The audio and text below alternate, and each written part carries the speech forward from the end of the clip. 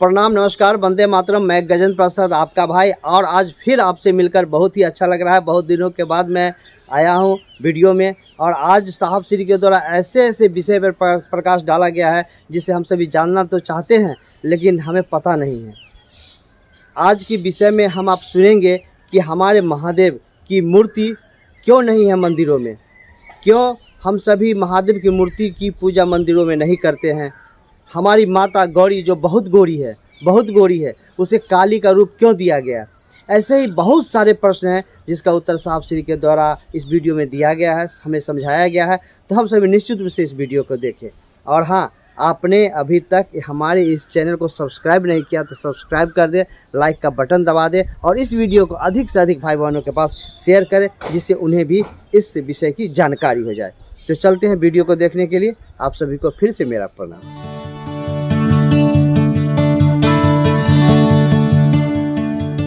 शिव के जितने पुराने मंदिर हैं इस देश में या बाहर, उसमें शिव की प्रतिमाएं नहीं हैं, मूर्तियां नहीं हैं, भगवती की भी नहीं। क्यों नहीं है? शिव की प्रतिमाएं तो होनी चाहिए थी, अन्य देवताओं की तो हैं, रांची में भी हैं, पुरी में भी हैं, कहाँ नहीं, अयोध्या में भी हैं, आपके गांव घर में भी हैं, उनकी मूर्तियां हैं लोगों। लेकिन इस संसार के, इस भारतवर्ष के दो देवी देवता जरूर हैं जिनकी मूर्तियां स्थापित नहीं की गई, उनके प्रतीक स्थापित किए गए। शिवलिंग स्थापित किया गया और भगवती की पिंडी स्थापित की गई। काहे ऐसा हुआ? राम अगर भगवान है और शिव भी अगर भगवान है तो राम की मूर्तियां बनेंगी, शिव की क्यों नहीं बनी? कृष्ण अगर परमात्मा है, शिव भी अगर परमात्मा है, तो कृष्ण की प्रतिमाएं तो खूब बनी, शिव की नहीं बनी। अब सिलसिला शुरू हुआ है लेकिन अभी भी मंदिरों में शिव की प्रतिमाएं कहाँ हैं? नए मंदिरों में भी शिवलिंग स्थापित किया जाता है। लिंग शब्द का कई अर्थ होता है, उसका एक अर्थ और भी है प्रतीक, यानी शिव का वो प्रतीक, सिंबल है। तो भारत में यही मात्र कह के नहीं छोड़ा कि शिव परमात्मा का नाम है, ईश्वर का नाम है। शिव को ईश्वर नहीं महेश्वर कह दिया गया। किताबों में, शास्त्रों में, ग्रंथों में कहा ही नहीं, व्यवहार जगत में उतरा हुआ है। शिव को देखिए, शिव को छोड़ के किसी को अर्धनारीश्वर नहीं कहा गया। बहुत सारे देवता हैं लेकिन शिव को छोड़ के दूसरे किसी को भी अर्धनारीश्वर नहीं कहा गया। क्यों नहीं कहा गया? इसलिए कि वो ईश्वर का नाम है, वो परमात्मा का नाम है, वो भगवान का नाम है। वहीं से महिलाएं अलग होती हैं, वहीं से पुरुष अलग होते हैं, वहीं से सृष्टि अलग थलग चलती है बाद में आके। वहां ऐसा कुछ नहीं है। शिव के पास तो सम्मिलन है पुरुष और स्त्री का, वहां अलग कहाँ है? और मातृ शिव को कहा गया अर्धनारीश्वर है वो, यानी पुरुष शक्ति भी वही है और स्त्री शक्ति भी वही है, दोनों का जनक तो वही है। आप भेद निकालते हैं, ये महिला है, ये पुरुष है, ये अमीर है, वो गरीब है, ये काला है, वो गोरा है, उसके पास कोई भेद नहीं।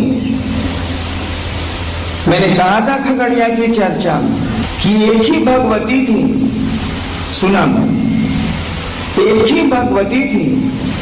राक्षसों का प्रकोप था उस समय बहुत ज्यादा, जो कहानी है।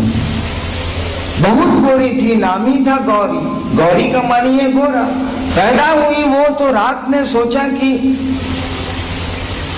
यह आदि शक्ति जन्म ले रही है और कहीं राक्षसों के दबाव में इसका कुछ बिगड़ नहीं जाए, जिसको मारने के लिए शिवपुत्र कार्तिकेय आए और वध हुआ।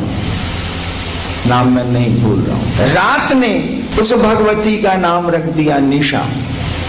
उनकी मां ने सोचा कि ये तो बहुत गोरी है,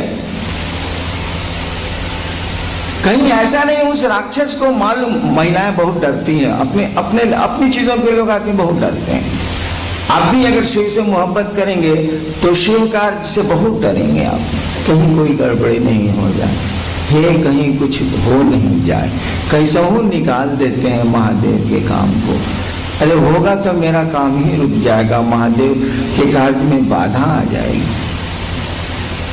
तो उनकी मां ने उनका नाम रख दिया काली, यानी लोग जान जाएं कि जो उनको पुत्री हुई है एकदम काली है, थी सांवली थोड़ी, गोरी भी थी वो।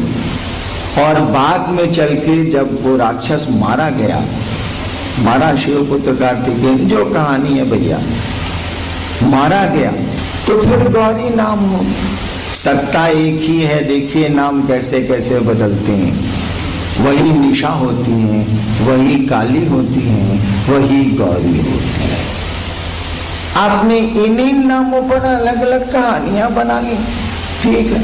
ठीक उसी तरह से वो शिव जो है वो तो ईश्वर है, परमात्मा है। और अगर ईश्वर के पास, परमात्मा के पास कोई गुण नहीं है, इस संसार में वो कोई गुण हो ही नहीं सकता। यानी वह ईश्वर गुरु है, कहा जाता है गॉड इज गुरु। वह ईश्वर गुरु है, वह भगवान गुरु है। तो गुरु होने का गुण तो उसी में है, वही तो समस्त गुरुओं का जनक है, वह समस्त पिताओं का जनक है, समस्त माताओं का जनक है, हर एक जीव का है, जगत का है। तो ये सारी चीजें तो उसमें हैं ही, वहां न होंगी तो जगत में न होंगी। इसीलिए कई हजार साल पहले से शिव को अघोरेश्वर कहा गया, दूसरे को नहीं कहा गया। इस शब्द में जाऊंगा तो फिर वक्त लगेगा। शिव को महाकाल कहा गया, दूसरे किसी को नहीं कहा। शिव को अर्धनारीश्वर कहा गया, दूसरे किसी को नहीं कहा गया। कोई हमने नहीं सिखलाया है, ये पूरा देश जानता है, देश के बाहर के लोग भी जानते हैं। कोई हरियाणा ने ये बात आपको नहीं सिखलाई। शिव अघोरेश्वर हैं, दूसरे नहीं हैं, भारत ने इसको नहीं माना। शिव महाकाल हैं, दूसरे नहीं हैं, भारत ने यही कहा कि दूसरे नहीं हैं। शिव अर्धनारीश्वर हैं, दूसरे नहीं हैं। शिव नटराज हैं, दूसरे नहीं हैं। शिव महागुरु हैं, दूसरे नहीं। अब तक स्वीकार नहीं किया, इतने हजार साल बीत गए, बड़े बड़े ऋषि महर्षि इस धरती पर आए हैं, हिंदुस्तान तो इसी की जमीन रही है। नहीं बदला, सत्य कभी बदलता है।